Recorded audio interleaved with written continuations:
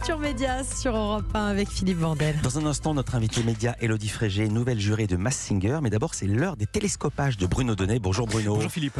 Bruno, tous les jours, vous observez ici les bouleversements médiatiques. Et ce matin, vous nous emmenez aux États-Unis après que la chaîne Fox News a viré très brutalement son présentateur vedette ce week-end. Il s'appelle Tucker Carlson, il a 53 ans et jusqu'à vendredi dernier, il réunissait tous les soirs plus de 3 millions de téléspectateurs qui adoraient l'entendre donner son avis ultra conservateur sur notre petit monde comme il va, ou alors le regarder boulotter des pizzas à l'antenne. All the way from It's so good, it's unbelievable. Vedette incontestée des infos de 20h, Tucker Carlson officiait à l'antenne de Fox News depuis presque 15 ans et lorsqu'il a rendu l'antenne ce vendredi, il était loin, bien loin d'imaginer qu'il risquait de se faire éjecter de son fauteuil. That's it for us for the week. We'll be back. C'est tout pour nous, disait-il en se levant de sa chaise. On se retrouve lundi. Alors, que s'est-il passé, Bruno, pour que la chaîne Fox News décide de se séparer de son présentateur le plus populaire ? Eh bien, il y a deux raisons à ce licenciement, Philippe. La première est une réaction froidement économique, mais la seconde est nettement plus inattendue. Je vous explique. Primo donc, Tucker Carlson est un garçon très décomplexé. Il tient des propos souvent outrés à l'antenne, il est raciste, homophobe et merveilleusement misogyne. Mais ça, ses employeurs s'en foutent. En revanche, lors de la toute dernière présidentielle américaine, celle qui a vu l'élection de Joe Biden, que notre camarade Tucker déteste au plus haut point, Tucker a un peu merdé. Car il a affirmé à l'antenne que les machines électroniques qui enregistrent les votes avaient été truquées. Le leader du Parti démocrate, Joe Biden, nous demande de ne pas nous inquiéter du résultat des élections. Et que quoi que vous fassiez, ne posez pas de questions. Pourquoi ça ? Il n'y a rien de mal à se poser des questions.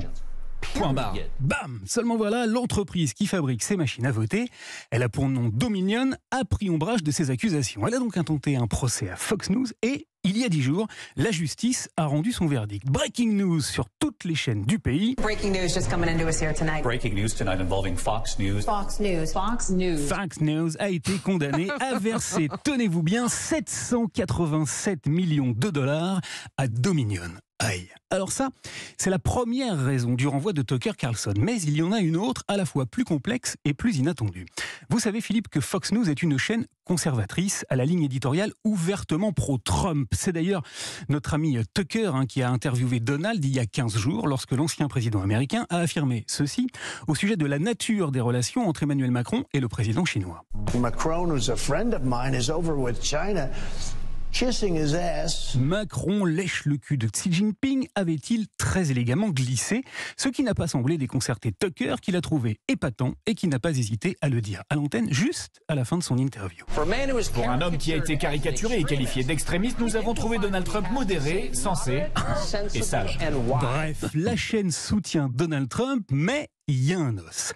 Car le grand patron de Fox News, l'immensément riche Rupert Murdoch, 92 ans, lui, déteste Donald Trump. Il trouve que c'est un pitre et qu'il déshonore l'Amérique sur la scène internationale. Alors Murdoch en a assez que la chaîne qu'il finance roule pour Trump. Et il a donc décidé, admirer le timing, juste après l'annonce de la candidature de Trump pour un nouveau mandat en 2024, et surtout juste avant celle de Joe Biden, de foutre Tucker Carlson à la porte, et tout ça en dépit de son immense succès et donc de toute logique économique. À 18 mois de la prochaine présidentielle, il se passe quelque chose de tout à fait nouveau dans le paysage médiatique américain.